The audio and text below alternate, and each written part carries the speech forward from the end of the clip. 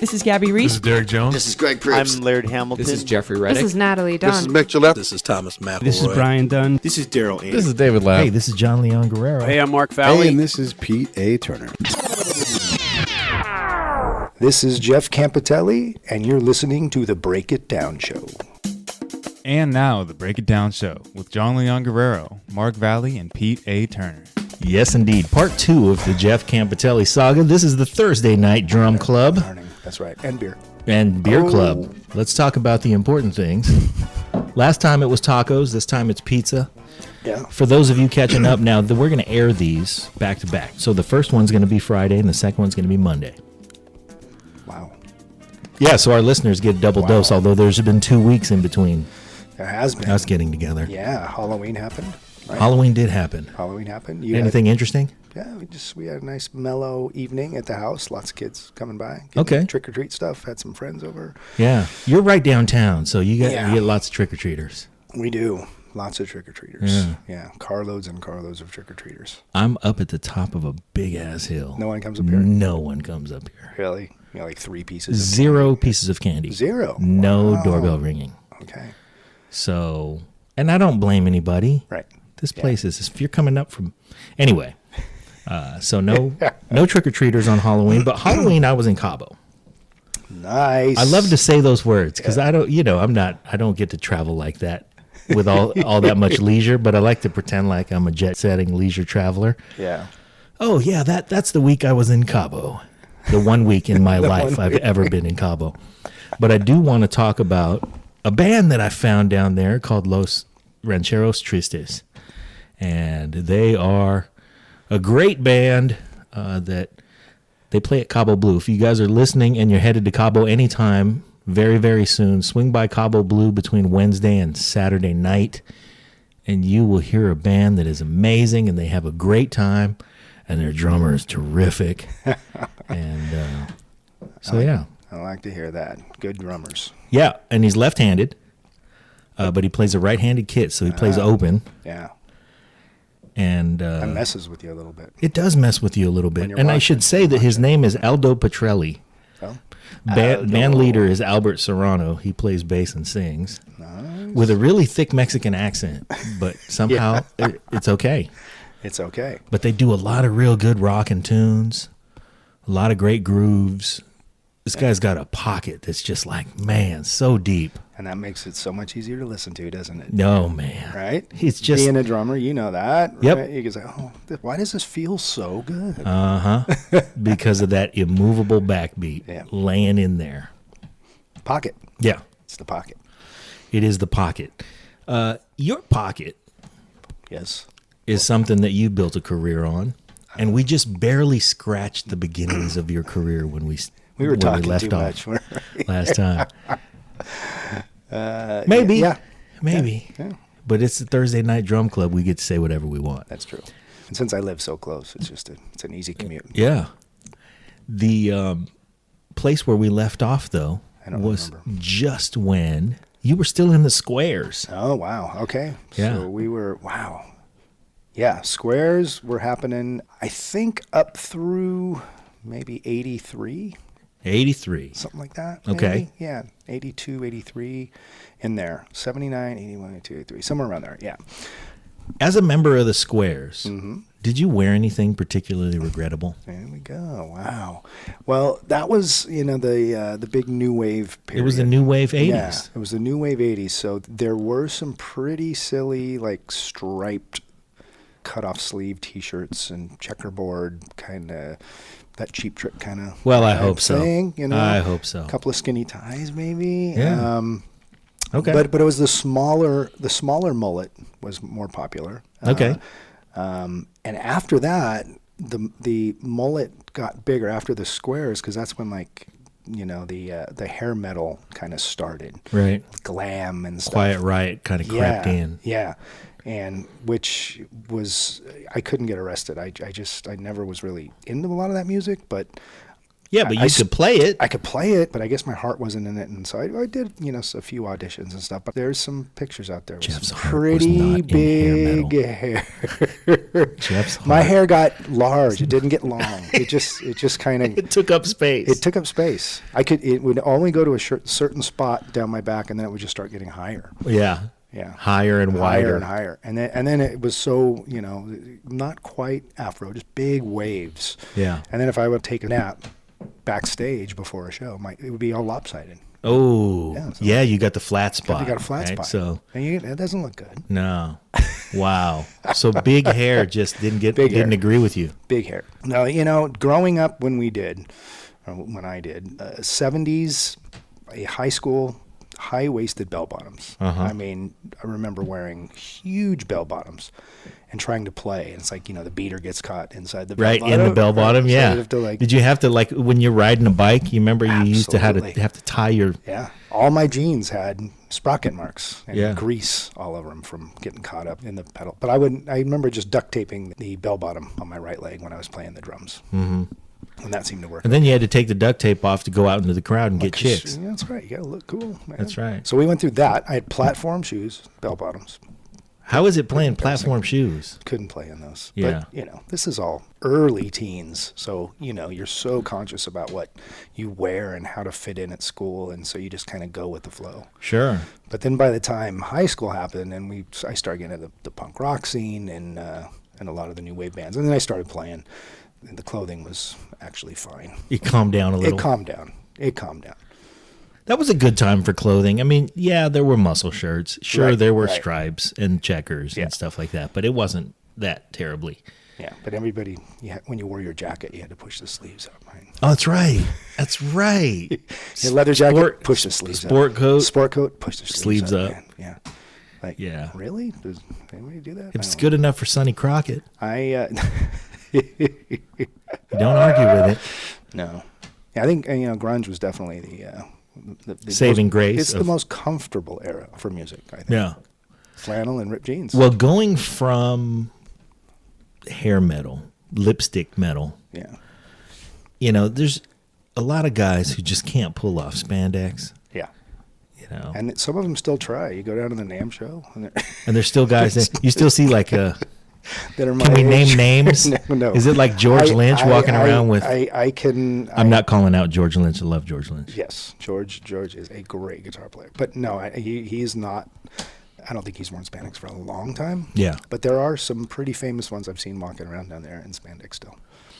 I saw George Lynch at the NAMM show one year. Yeah. There are certain times in my life, every guy can probably point to 4 or 5 times where you were so taken, so smitten Yeah. by the presence of a beautiful girl that you thought to yourself, that's the most beautiful girl I've ever seen in my life. And sometimes it's like you're in line at Cody's Books in Berkeley and she's wearing a sundress and you go, oh my God, that's the most beautiful girl I've ever seen in my life. Handful of times. If we're lucky, Yes. we say, that's the most beautiful girl I've ever seen in my life. And we end up with her phone number. And then we end up, as you and I have, being married to that girl for a long, long, long, long time. That's right. And her name is Christy. In both of our cases, we're very lucky. But one of those times, I was at the NAMM show, and I was looking at this girl, and I thought, good gracious. And this is, the NAMM show's in L.A. for everybody who hasn't been there. And L.A. is just crawling. I want to speak to our listeners in the Midwest for just a moment. If you've never been to Los Angeles, here's what happens in Los Angeles. If you are a girl from just bumfuck Nebraska, not disparaging Nebraska in any way, but if you're in Scottsbluff, Nebraska, beautiful Scottsbluff, Nebraska, Right. and if you are the most stunningly beautiful young lady who has graced that town in 3 generations, there's one thing you're going to hear all your life. You should move to Los Angeles. And so guess what? All of the girls who are the prettiest thing who has ever been in that town for 3 generations, they all end up on a bus to Los Angeles. And there's just not that many speaking parts for all those girls. No. So they end up waiting tables. Yeah. And when you go to Los Angeles and you go to pick a diner, Right. I mean, not a special place, a Steak and Shake, and you walk in there, And the average point score for a Steak and Shake waitress in Los Angeles, I'm not kidding, people in the Midwest, is 8.5. You're probably right. You're So- probably right there. The per capita, Yeah. pretty big. It's for- pretty for big. that, yeah. So I'm here at the NAMM show, and I walk through, and I'm at the, I don't know, wherever, Gibson booth or whatever, and I'm looking at all these shiny guitars, and I look up and I see this girl, and I go, holy shit. In the sea of beautiful girls, that's the most beautiful girl I've ever seen. And she was with George Lynch. So, There you in go. addition to being an amazing guitar player, There you go. yeah, Yeah, he sat in with us one time when we were doing a G3. He was just a great player. He really brought it. He came up on stage, and you're playing with Steve Vai and Eric Johnson and Joe Satriani. Mm-hmm. A lot of the guests get a little nervous and kind of like deer in Sure. headlights. But Yeah. he was very comfortable and pulled it off great, I thought. all right. Yeah.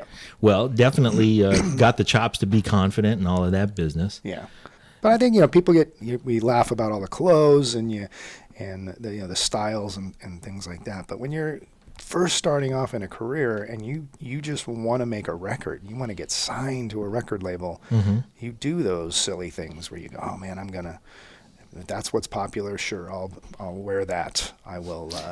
Sure, I will. I will wear that, and because that's what they want when you shoot a video. We did one video, or maybe I take that back. I did one video. I think Joe did maybe 3 videos that were on MTV. And after Surfing with the Alien, the slow ballad "Always with Me, Always with You" was going to be filmed for a video for MTV. So we fly to LA. We drive all the way out to the middle of the desert. Huge film crew, 30 people out there, and they had closed off a deserted road. Section of the Mojave. Yes. And you guys had a helicopter and everything. No helicopter. Oh, I come don't on, let the think story be. There's not a helicopter there. Okay. But my bad. there were smoke machines, Sure, fog smoke machines. Yeah. big fans, and they littered this stretch of road. And you had long all booms broken- and stuff where Yes. there were cameras up high and Up coming high. in, sweeping Yeah. down. Did we already talk about this? No. I remember the video. Okay. Yeah. I can't remember since we talked 2 weeks ago. It's, I forgot. But yeah, there's these big long shots of 2 weeks is a long break for a walking- drummer. That's true. That's It like, is. the drummers are busy the whole time. The piccolo players got Right. that 178 measure rest. And that's another thing. You're playing drums, Uh-huh. right? You can be laying it down all night long, 3, 4, 5, 6 songs in a row, Yep. not missing a 2 or a 4, Mm-hmm. if that's what the song calls for. We're playing. Guitar players solo, then they step on a pedal and they play some chords, they stop for a while, and then you miss one snare beat. Uh-huh. What was that? Everybody Right. turns around. What happened? Yeah, guitar player misses a note. All he has to do is bend the next one. Yeah. And it's like, oh, man, that's amazing how he did that. He was phrasing. He's phrasing. He was I'll show you a phrasing. picture. Ah, there we go. My hair did not I get am big. looking at some extra long hair. My hair did not get big. It went straight down. Straight. Wait, that's pretty long. I mean, it's like 2 feet long there, I'm saying. You're kind of cute. Oh, thanks, man. Okay. Thursday Night Drum Club just got a little weird. Yeah, the regrettable years, let's face it, weren't that regrettable. yeah. Because now we can look back and go, well, it's a difference if you're making good music versus Right. music that's not that great. There was a lot of music that was not that great around, but when Surfing with the Alien came out, let's see. What was that, about 87? 86, yeah. 86, yeah. I think right then, because I was listening to Joe and Steve Vai simultaneously right then, and I think Steve Vai at that point was with, this was already Was he- post David Lee Roth. So I think he went to Whitesnake after that. Yeah. Then he was, because when we were in the Squares, I think we talked about this last time, and Steve was in Zappa's band. And we used to go, Steve would come through town and invite us down, and we got to go watch Zappa at the Berkeley Community Theater, nice small Amazing. place. I know, really, talk about scary good. Yeah. Vinny was playing drums. But then he went and did the David Lee Roth thing. And He did that for about 2-3 years, huh? Yeah, then I think it was And that was Whitesnake. great I think it was Whitesnake. because that was the era of the guitar player, because there was Eddie Van Halen, of course, Right. but everybody got scared when Van Halen broke up, and it was like, oh no, David Lee Roth is going solo. And then you just got to go, oh, holy cow. Yeah. There are other people who can play guitar besides Eddie Van Halen. Yeah. And here comes Steve Vai. And so that was the emergence of your tenure with Joe Satriani too, was, I mean, that the notoriety of the guitar player Yeah. really was based on a lot of Steve, Joe, and the post Eddie Van Halen guitar movement. It was, yeah. There was definitely a scene at that time, and all the guitar players were just playing way too many notes. That's a lot of notes. That's a lot of notes. And guess what the drummer gets to do? Put 2 and 4 right where it's supposed to be. And I think that's why Joe's stuff worked so well and became pretty successful. You know, I mean, Servant the Alien because it was groovy. Yeah, I mean, it's platinum. You know, it sold 1 million copies. So. Yeah. And it was the combination of he wrote good songs. Yep. I always approach every song, if it's an instrumental or a vocal song, like there's a singer. You know, there's a verse, there's a chorus, there's a bridge, the fills. There's a melody. Stuff. There's a melody. I play around the melody, and so that's how I would approach that and playing on that record. And any of Joe's stuff, I've never been comfortable playing a lot of notes. Yeah. I've never wanted to play a lot of notes. Kind of got thrown in, once the whole guitar thing took off, and I was playing with Joe on the road and doing these G3 things. And a lot of the drummers out there on those tours, 3 bass drums and 20 cymbals. And, I come up there with my little 4-piece kit, and I always just wanted to be Charlie Watts and Ringo. Yeah. Charlie Watts and Ringo. The things that you listen to when you're composing your parts for those tunes, what were the things that you honed in on? I mean, because you always lock with the bass player, but is there something else you're listening for? Yeah, actually, believe it or not, in rock and roll, I really think it's more about the rhythm guitar and the drums, and the bass comes in third after that. Okay. Not that you don't lock in with the bass player. I mean, of course, that's but more so in funk and in jazz, you're more in line with the bass player, and you're playing off the bass player more. But in rock and roll, if you think of Keith Richards and Charlie Watts, you think of Pete Townsend and Keith Moon, right? You think of Malcolm Young and Phil Rudd.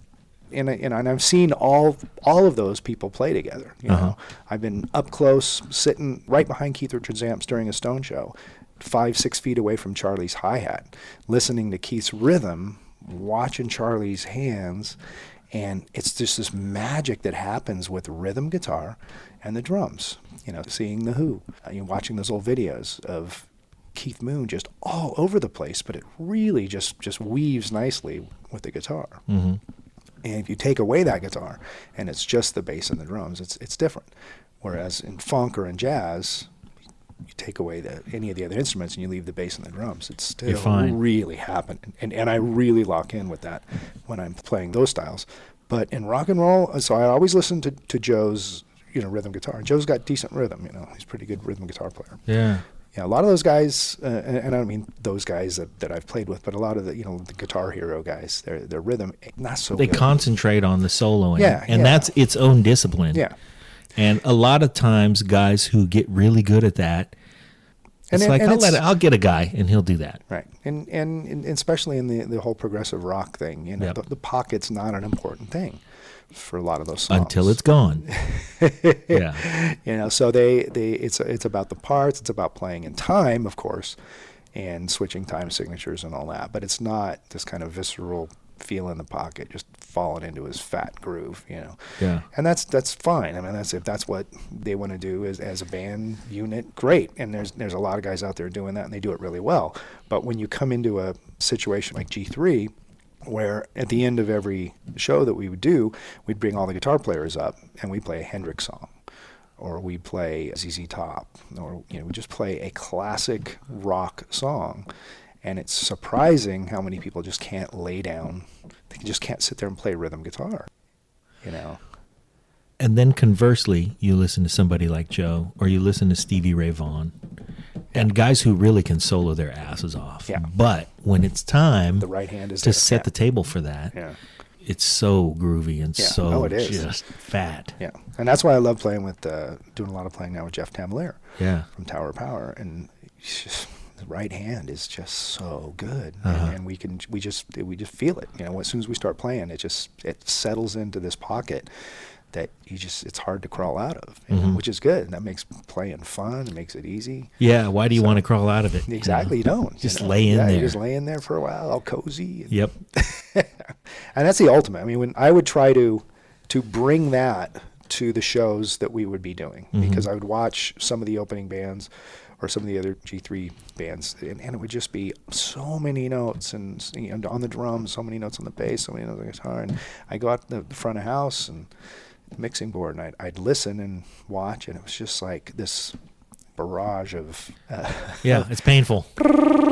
non-stop. So many So it's notes. like, okay, well, man, you know, it sounds really good, because I remember being out front for AC/DC, for the Stones, for Aerosmith, a lot of these shows that we played, and I would go out and I was like, man, that really, in a big place, that goes a long way. And then in the studio, like you're saying, you know, what do you listen to? You lock in with the bass line. Well, I lock with the rhythm guitar, and then also you got to think there's only so much sonic real estate when you're making a record.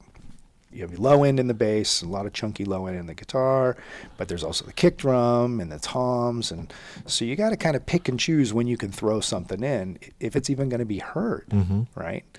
So It's one thing to just have a conversation Yeah. and be considerate of the other parts. But Right. sonically speaking, even when you're accenting something, you got to choose wisely, because like you said, Yeah. there's only so much real estate. Exactly. So there's a lot of details in there, and when you are playing something, you know, I mean, I consider Joe's music just pop music, because his stuff is very simple song. Usually the songs. Yeah, it's very simple. easy on the ears. Easy on the ears, and it's very structured, and he approaches it like it's a song with a singer, and instead of the singer, he's playing it, you know, single note melody on top of some really great rhythm. But, you know, I played with him, like you say, he was my guitar player in the Squares, you know. We played together as a band unit for years before he did any sort of solo stuff that I played on. Yeah. So I know, you know, we could just start playing together and it just locks and it feels pretty good. Yeah. You know? So I think it's probably why he called me, you know, for all those years. That is an awesome feeling. So- Actually, I read Yeah. something Comfort. where he said almost exactly that. Yeah. And that you were just so easy to play with for so many years, because he knew that when it was time to fire up, you could just get in there. Yeah. So Yeah, and I love playing the song. To me, it's all about the song. Yeah, if the song's not working, the rest is just spanking it, yeah. so to speak. Okay. Sidebar for our listeners.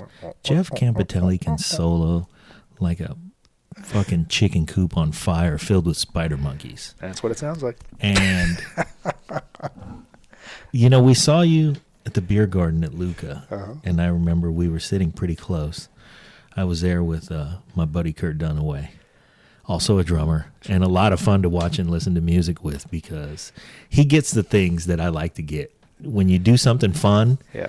a lot of times you look around and you go, you know, there was just a really good musical joke that all of you people just missed. But Kurt never misses them. We always end up, he's usually paying attention to his wife, I'm paying attention to my wife, and then you do something, and he and I will just kind of pull back and go, did you hear that? Oh, yeah, I heard it. I got you, man. I heard it. But Wow. I remember the first time I saw you take a solo down there. And of course, Kurt and I were enjoying it. We're having a great time. We're like, where's he going now? Where's he going next? What's he going to do? And I looked, and I just remember seeing my wife. She was just mouth agape, blown away. And, you know, I take her to see good drummers all the time, so she's no stranger. But she was just like, what in the hell is he doing? That is terrific. And a lot of it had to do with the fact that your groove remains. Yeah, well, Throughout the solo, you can lay back on the groove, so that no matter where you decide to veer off, Yeah. no matter how you want to throw chops on top of something, there is something down there. yeah. Gotta have a foundation. Yeah. Yeah. So let's talk about soloing, because I've always been a terrible soloist. Hey, me too. Yeah, quit playing. How do you build a good drum solo? Like, where do you go? Because right now, Yeah. okay, listeners, don't listen to Jeff. He's going to say things like, I'm not. This motherfucker can solo. you could point at him right now, and he'd play a drum solo, just like that. Right there. Bada bing, So, bada boom. how do you think compositionally? How do you build a good drum solo? I always try to, like you said, have the groove going underneath it. And I think when you're young and you're listening to drummers, you have to be blown away by lots of notes and the pyrotechnics of it all, Sure. right? But then at a very young age, my parents used to take me to the Concord Jazz Series before the Concord Pavilion was built. And so I used to go see Dave Brubeck and, all The these. Concord Jazz Series, for our listeners who That's true. The non-locals. can use a history lesson, there's a record label out here, Concord Records. They're still around, although I think nowadays they're based in L.A. Oh, man. They used to be based right on Willow Pass in Concord. As they should be. Should be In a right here. building that used to be a car dealership, I think. Yeah. And it was one of those like car dealerships in the 50s, that looked like a building from the Jetsons, where there was like a rock wall, and then you drove through something, Wow. and there was a I remember roll-up that. door, and it was like, there's a record label here? Yeah. Wow. But they had acts like, I think Tito Puente was on Concord Records. I think he was. And, they just had these amazing acts, Dave Brubeck, and And they'd have these great summer series where you would, I don't even know where they were doing. It was some park in Concord back then. Back in Toto Santos Plaza. Was it at Yeah. Toto Santos? I don't know. No, I don't think it was. It was bigger than that. Oh. It was big. It was big. It was like That's a big park. I remember rolling hills and a couple thousand people showing up for these No things. kidding. But yeah, they would have Pearl Bailey with Louis Bellson on drums. Yeah. The Buddy Rich big band. Yeah. And a lot of big band stuff too. So Pearl Bailey and Louis Bellson were married, weren't they? Yeah. Anyway, sorry, So- I didn't mean to derail you, but but watching those guys solo, watching Buddy Rich, watching Louis Bellson and the big band drummers, really got me into swing. It just, there's something that feels right about that. And then of course I heard, Led Zeppelin around the same time, and it's like, wait a minute, this drummer's doing the same thing. Yeah. John Bonham just swings, and of course you find out later he loves jazz and all those solos or all those chops that he's doing in Moby Dick and stuff are all jazz chops. jazz chops. Yeah, you and know? he swung like a He motherfucker. really did, man. Talking about pocket and swing. So I always try to just keep some sort of, pocket going on and some sort of swing in there somewhere, no matter what it is. Even if it's straight 8, straight 16, just some sort of little thing. And then I just let go. Yeah.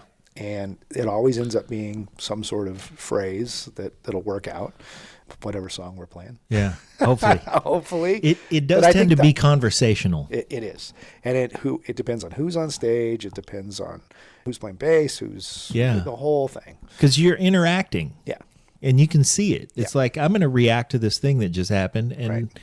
it's going to sound like this a little bit, and then we're going to go over here, and it's clever things to say over that groove that you're laying down. yeah. And playing in that setting, it's just so comfortable. It's our little pub, our little beer garden down in Benicia. I can't believe that place, We man, get- and the amazing acts that come through there.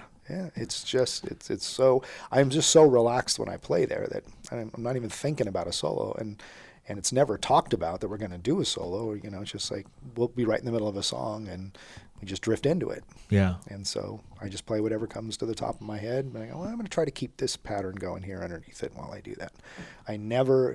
For a while there with Satriani, I had to play a solo. An orchestrated solo. Yeah. You got to give the crowd what they want. And Matt Bissonette, my favorite bass player. Miss you, Matt. Where are you, buddy?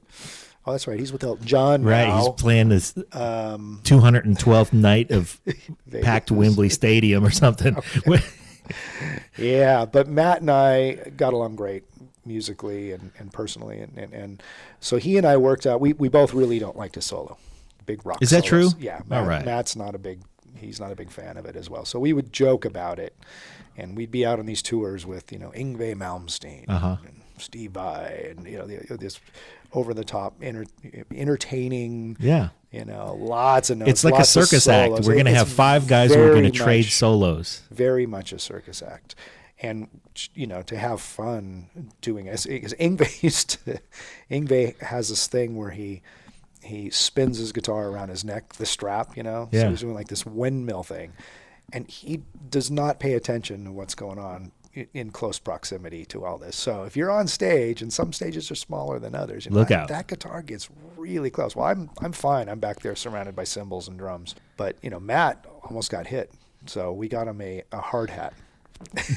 So we got lots of pictures of Matt wearing a hard hat on that tour, and we had good fun though doing that. But you say, okay, we're going to do a solo. Matt, you and I, let's plan on writing something. So we did. We orchestrated some stuff where we traded licks, and then he took a little bit, and then I took a little bit more, and then I put into Pro Tools the end of Day of the Life. Beatles. So we're doing this last thing in unison together, he and I, and it crescendos up to the very last chord of Day in the Life. So. This is Mark Valley. I've got a new podcast called The Live Drop, where I visit the world of intelligence, espionage, surveillance, secrets, tradecraft. I'll talk with spies about their stories of international intrigue. Sometimes I'll even talk with the actors who played them as well. Check it out at markvalley.com. It's The Live Drop.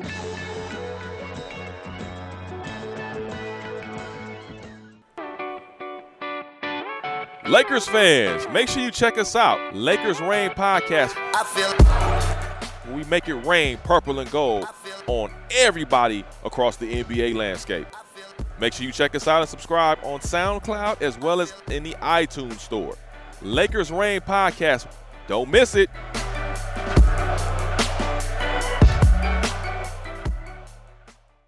And that was kind of fun to do every night. I enjoyed having an orchestrated solo because in those big rock settings, sometimes it's really hard to improvise because the sound is just so bad. And you can't tell where anybody else is.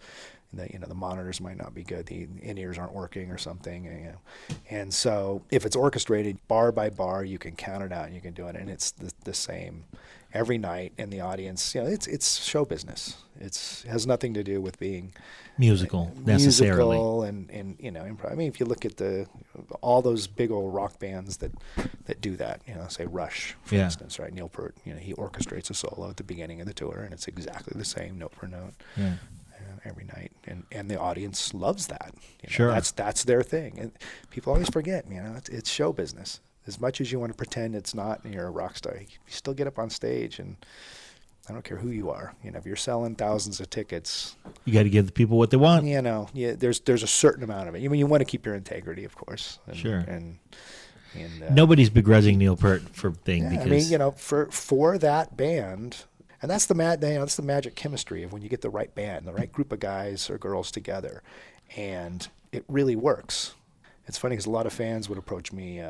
Backstage or out by the tour bus or on tour and say, oh man, I think the ultimate band would be you and this guitar player and this bass player and this singer. And I go in my head, I know it wouldn't work. Yeah. It just, there's a certain chemistry. There's a certain reason why people sound so good when they play together. Yep. It's a team effort, right? Everybody's got their job on that team. If everybody's doing that exact same job or everybody plays as many notes as that guy, right? That's why going back to playing a song with Joe, if I'm keeping a good pocket and a good groove, and then he's keeping a nice rhythm on the guitar, comes up with a really nice melody, but then all of a sudden he takes off in a solo, and then he grabs all those metal fans, because he can shred on guitar, but Joe's not he's not a metal guitar player, I don't think, but he's kind of in that realm. Yeah. Our fan base at the time. We're metal fans. Metal fans, yeah. And I'm glad that they were, because what you did was you gave a lot of guys who had, I don't want to sound like I'm talking down about metal, but there are a lot of unsophisticated, musically speaking, metal fans, and you gave them a taste of sophistication. Right. That's what it felt like.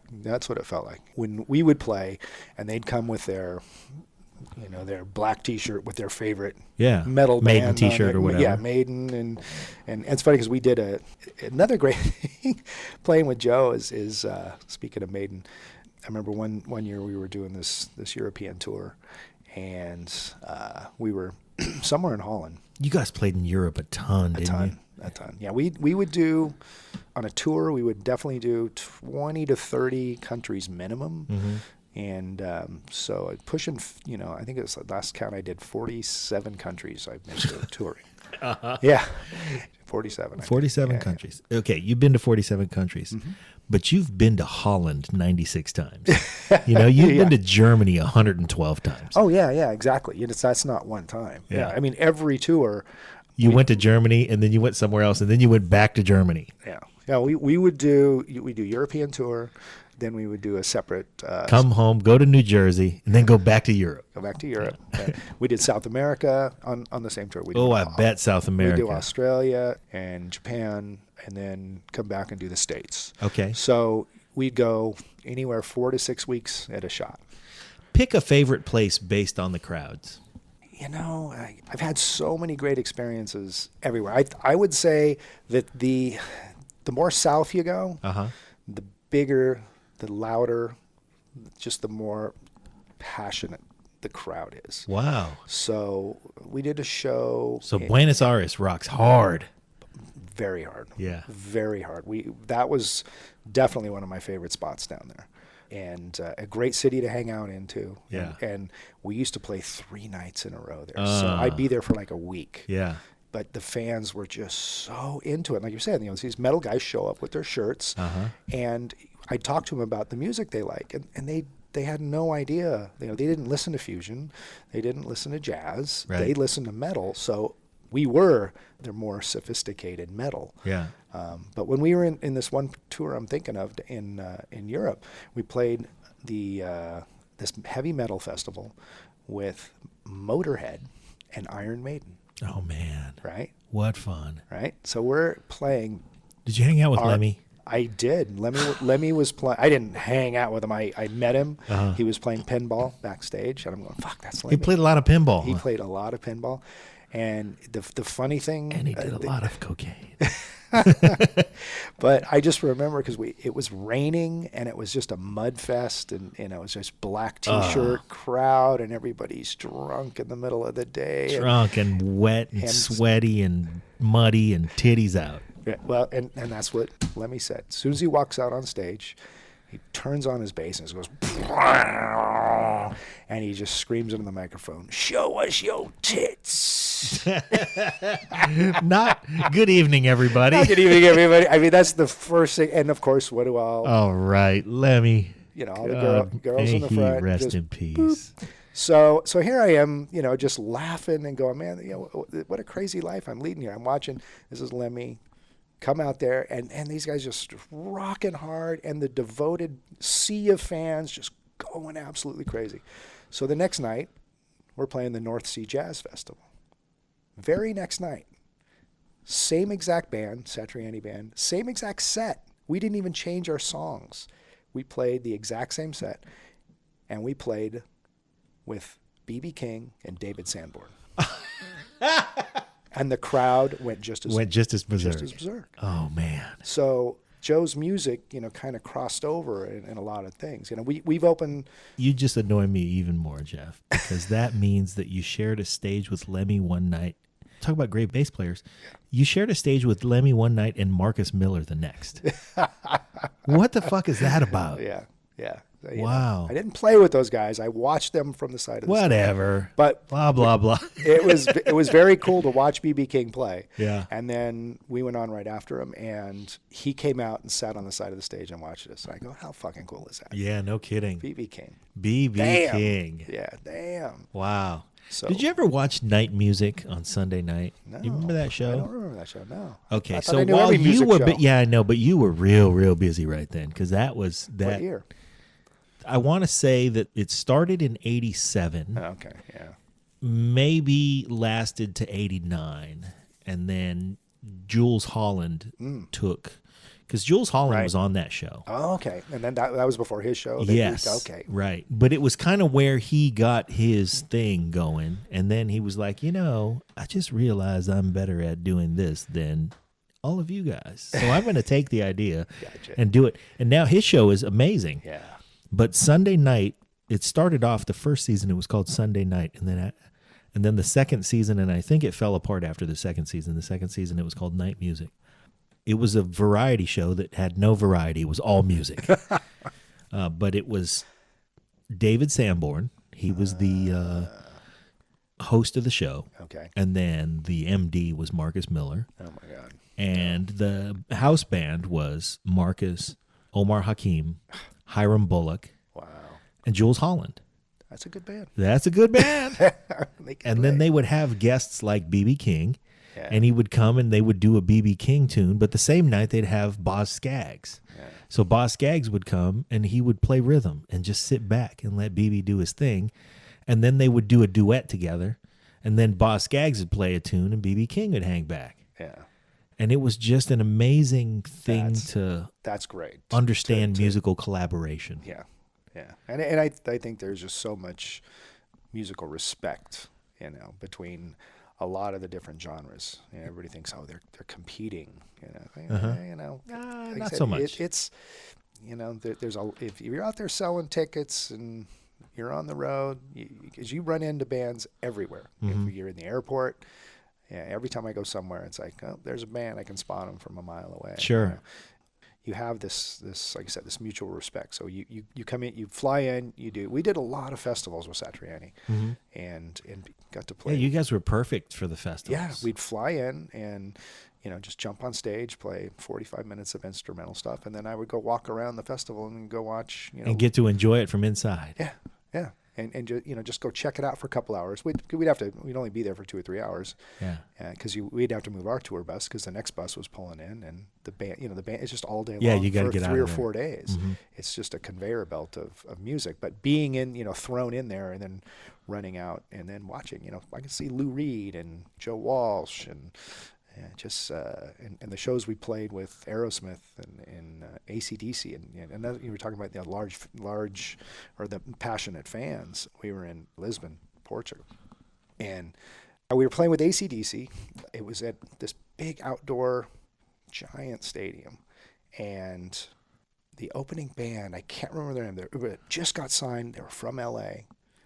There were bottles breaking on stage when they were trying to play. I mean, people were throwing shit, just booing, hissing, screaming, whistling, just laying into them. And we were going on right after these guys. Oh, boy. Yeah, we're going on right after them, right before AC/DC. Oh, boy. And I'm thinking, we're going to die. Yeah. I'm going to get a bottle smashed in my head. Because they call those the warm-up act for a reason. And if they're warming up to throw bottles, you're just going to get, they're waiting to throw the heavy ones. That's right. Oh, boy. Well, maybe they'll get it all out. There won't be anything left to throw by the time we get up there. So they were literally with brooms cleaning up glass on the stage while they were setting up our gear.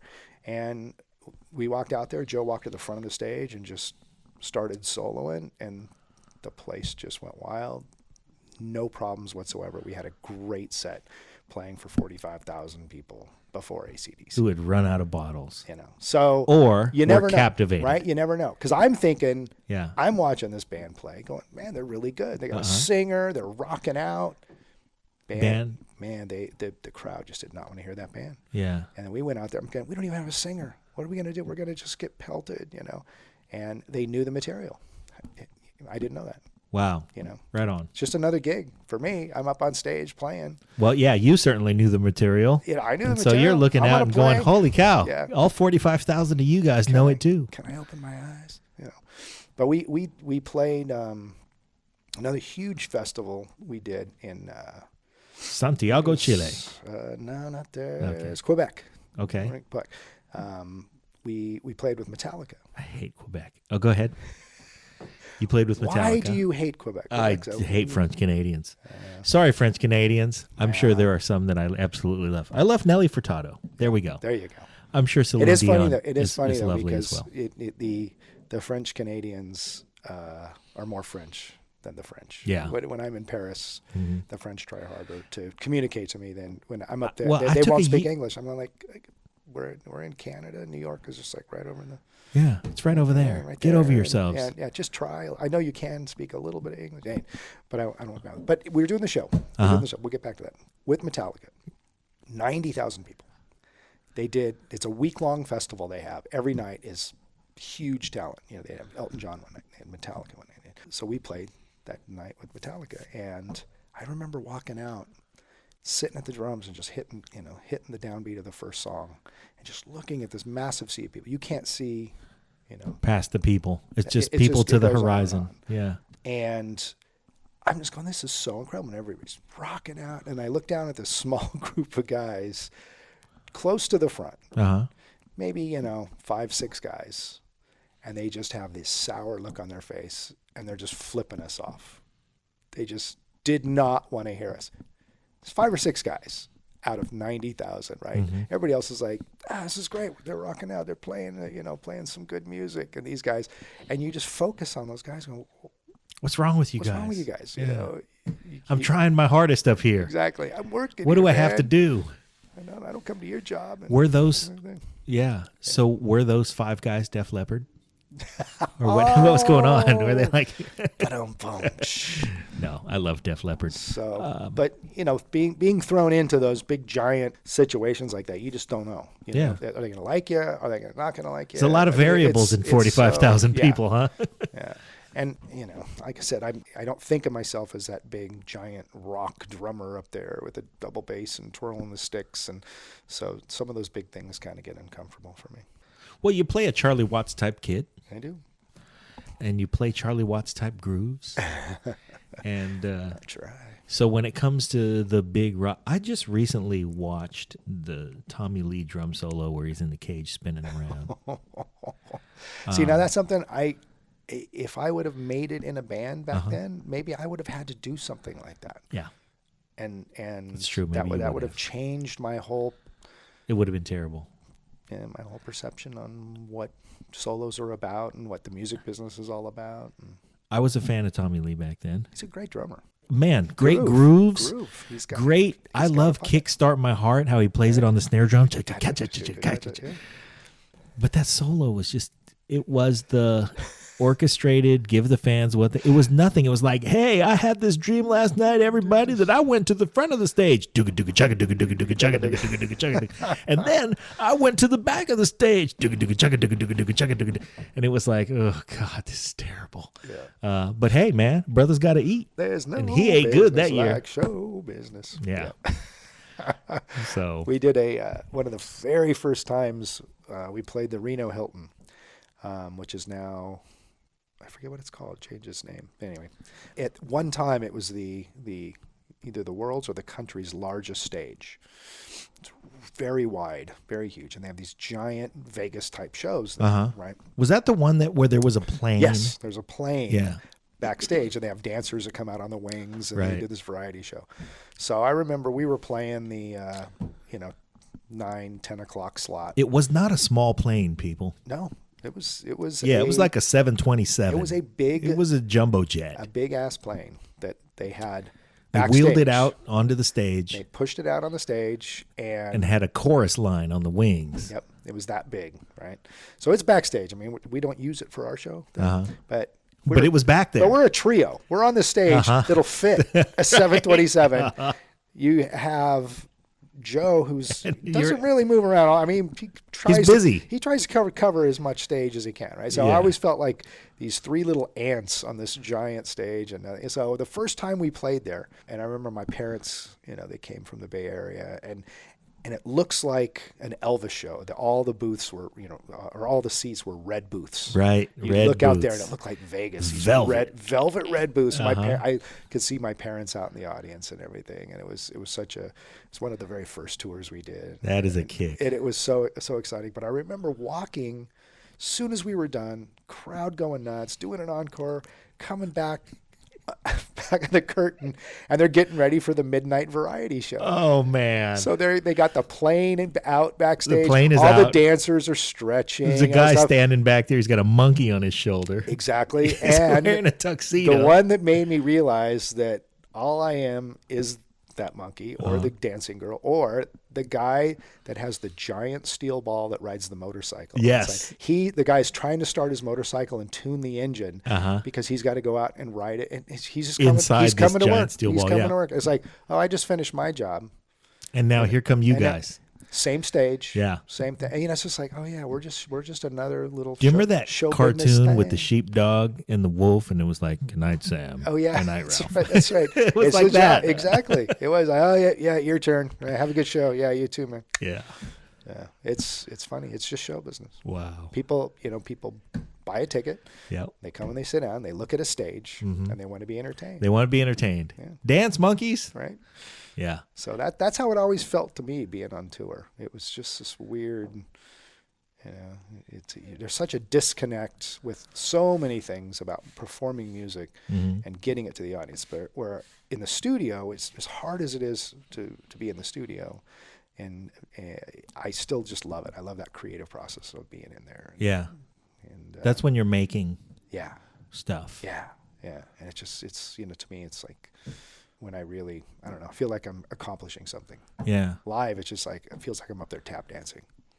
Our friend Jay Moore talks about liminal time. Yeah. And it is the time that is tour time. And for a comedian, he's going to punch in and out too. Yep. But I think it's amplified for him because he's an observer of it while he's in the process. Mm-hmm. I don't know how much you observe this, but it seems like you're describing the same thing. It's like, who knows what city you're in at some point. Oh, yeah. Just like you got to go, you got to punch in. You punch in at this weird time, which might be 9:15 at night, right, or it might be 3:15 in the afternoon. It's definitely not 10:15 in the morning. Yeah. But it's some weird time of day where you start work, and then it's almost like you do your thing and then you get put back in your box. And the box might be a hotel room, or it might be a bus, or whatever it is. Airplane. It's an interior of something that you're going to look at for some period of time until you get pulled out of the box again to get stuck on that stage at 9:15 at night or 11:15 or whatever. And you do your thing, and it's almost like you only live while you're at work. And so most people get to live from 9 in the morning to 5 at night or whatever, and they have that routine. Right. But your routine starts at 8:30 at night, and it ends at 10:30 at night, and then you get put back in the box. Yeah, how it is. It's exactly like that.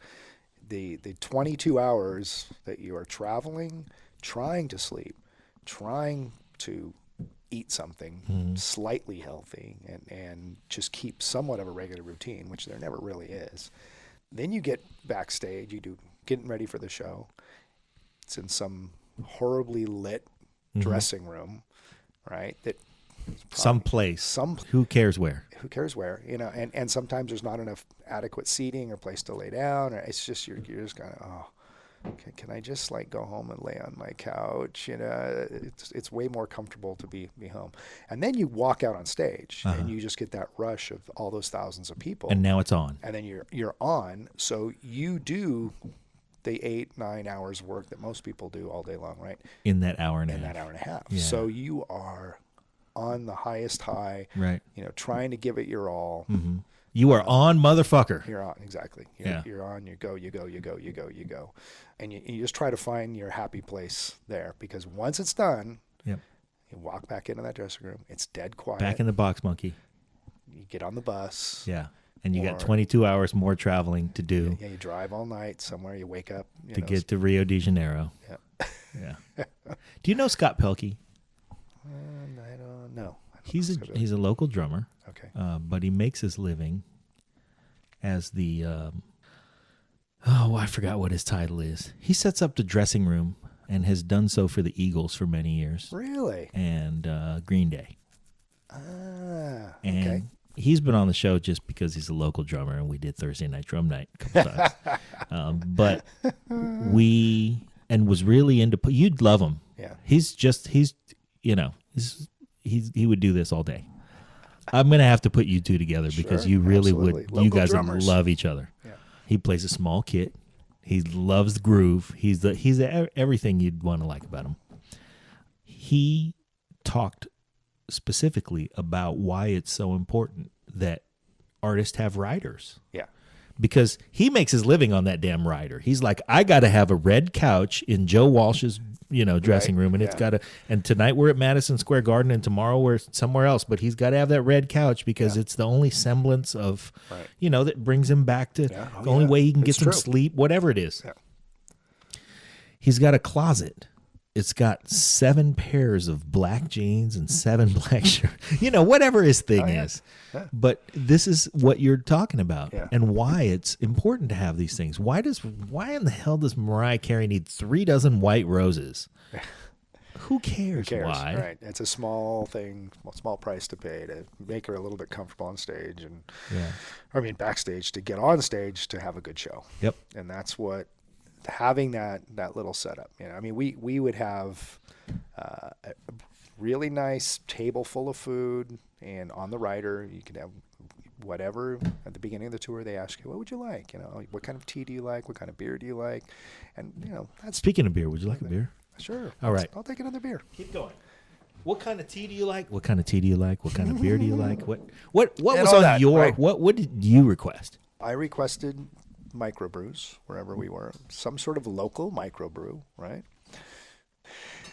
But the things that I could see a giant act like the Eagles, and everybody has to have a separate dressing room because you don't want to be stepping on each other and trying to change and coming off stage and dripping sweat all over each other and stuff. And those, they're playing huge places. They have lots of dressing rooms in those big places. Yeah. But we played a lot of theaters. Mm-hmm. A lot of these theaters were built back in the 20s, the 30s. So let's liken it to the Empress. Yeah, exactly. So the Empress There you has go. a dressing room that Yes. you could fit in this dining room. Yeah, exactly. And this is not a big dining room. Right.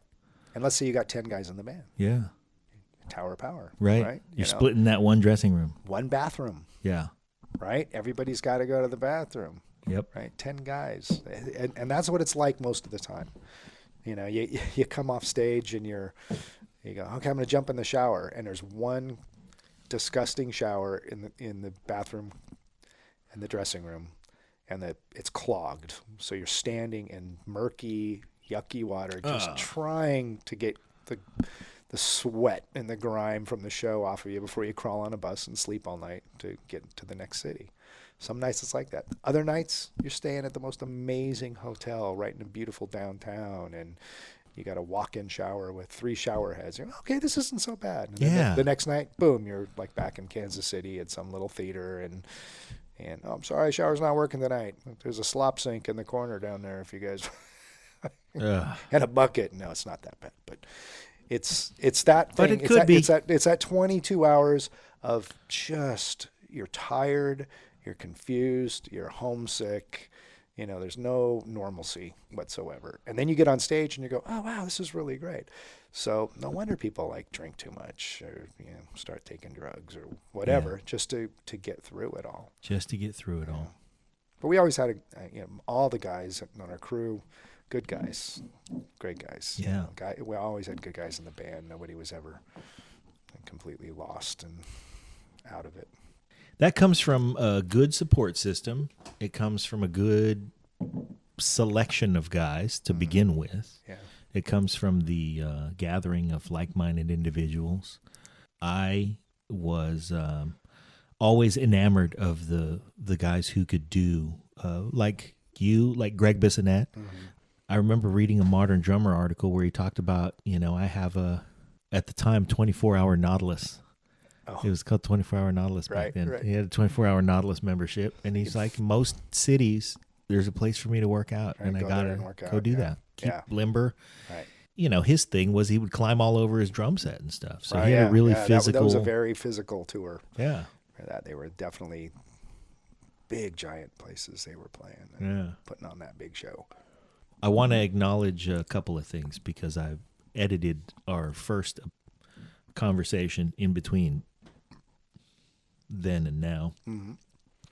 I referred to the South 23rd Shuffle. It was the South 21st Shuffle that he played on the, and I don't remember the name of the album, but it was something like Maynard Ferguson Live. Okay. And he had a solo in the middle of that song.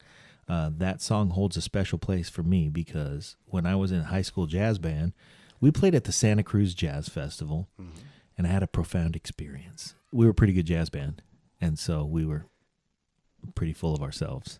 And we would go places, and we would play things, and we would have a good time. And we went to Santa Cruz Jazz Festival, and we saw the Cordova High Jazz Band from Rancho Cordova, California. And this kid came out, and he played this drum set, and he didn't have any shoes on, and he had ashy feet, and he had this pair of jeans that was a little worn and rolled up, and he was comfortable. Had on a cable knit sweater with some snags in it, and his afro had some snags in it too. This guy's name was Ken Cooper, and he proceeded to. They played the South 21st Shuffle, and we went, "Ooh, isn't this the?" No, they're not. This is the Maynard Ferguson tune. Yeah. Oh. And Ken Cooper proceeded to hand everybody their ass. He burned the place down. May he rest in peace. Ken Cooper died of leukemia a few years after that. We all followed him after that. We were like, what in the hell is going on with Ken Cooper? And at one point, I had heard through drum circles that Ken Cooper had passed away. So may he rest in peace. That's a very sad story. Yeah. The other correction I wanted to make from the first episode, and our listeners are going to hear this from Friday and then Monday, was I talked about the Tubes. My favorite Tubes song is called Slip of My Tongue, not Slip of the Tongue. Slip of My Tongue. Slip of My Tongue. And it was the Tubes with Maurice White. Oh, wow. Yeah. Wow. So Maurice White had come to town and done a song with the Tubes, and it was amazing. It was called Slip of My Tongue. So everybody should listen to that. Once again, I've had you for an hour. Oh my God! And we still haven't even got to. We haven't really gotten into detailed chronology of you making records. But here's what I will say: I'm not going to bug you to come on the show, but I want you to be on the podcast as many times as you can stomach. I'm going to bore everybody to death. Okay, so we've gotten 2 hours that felt like 15 minutes, and I don't think our audience, if they're listening to me, they don't bore easily. The thing that I will challenge you to is anytime you feel like drinking a beer or eating a slice of pizza, the Thursday Night Drum Club is open to you. And I personally do not get enough of Jeff Campitelli. I promise you guys, come see him play. You won't get enough of him either. But I will also ask you this, while I will keep a mic warm for you anytime you will indulge me with stories. And you know I'm being sincere. I'll pull stories out of you all night long. It's hard to remember them now. I'm realizing, doing this. I've done an interview in a couple of years, so it's like, well, wait a second. You got to commit these things to posterity, man. I know. We put these things up on our website, of course, but they go to iTunes and they go to Stitcher and they go to YouTube, and so these stories will remain. Yeah. And so I try to encourage everybody, get them up there, because people want to hear them, and there's going to be those occasions when, who knows, your grandkids go, you know what? I found a clip of Grandpa, and he's talking about the dressing room and him and Lemmy, and talking about taking people. Yeah. Anyway, that part. But yeah, I would love it if you would help me get some of your friends. Okay, I'd love to have Steph Burns on the show. Yeah, I'd love to have. I'll refer to him as Other Jeff. The other Jeff. I would love to have Other Jeff. Jeff Tamalier. Man, absolutely, they would love to. That would be a fun show. Yeah. Of course, Prairie Prince, man. Yeah. And anybody else you want to bring. I'd love to have Gabby on. Really? Oh, yeah. wow. Let's do an episode. We have young emerging artists on the show. A couple episodes ago, there's a band that we love from Georgia called Bull Moose. And they are just a bunch of kids. Who are having a great musical experience, and they're just getting their feet under them, and they're just playing these little bitty music festivals. And they've gotten to the point where their music is paying for itself. It's not paying for any of them, but it is paying for itself. So we're behind them. I think that's great, because you're doing it for the right reason. I mean, so many things in the entertainment industry, especially television. Stuff, it's only about ratings. And when you can do something like this from grassroots, start off, and you support things that interest you, and hopefully are interesting. Good things. Hopefully they're interesting to other people. Yeah, but like I said, helping that band out, getting them. Sure. Getting them some airtime. Well, they are all very interesting to all 27 of our listeners. Thank you, all 27 of you. the ability to have these types of conversations and commit them to posterity is why we do this. As far as the young artists are concerned, I'd love to have Gabby on the show because as far as she goes or whatever she does, I would love for the two of you to be able to look back at wherever her endeavors have taken her and say, here you were when you were really just figuring music out. And she is. She just texted me there. That's what I was looking at. And she filmed this video for a school project.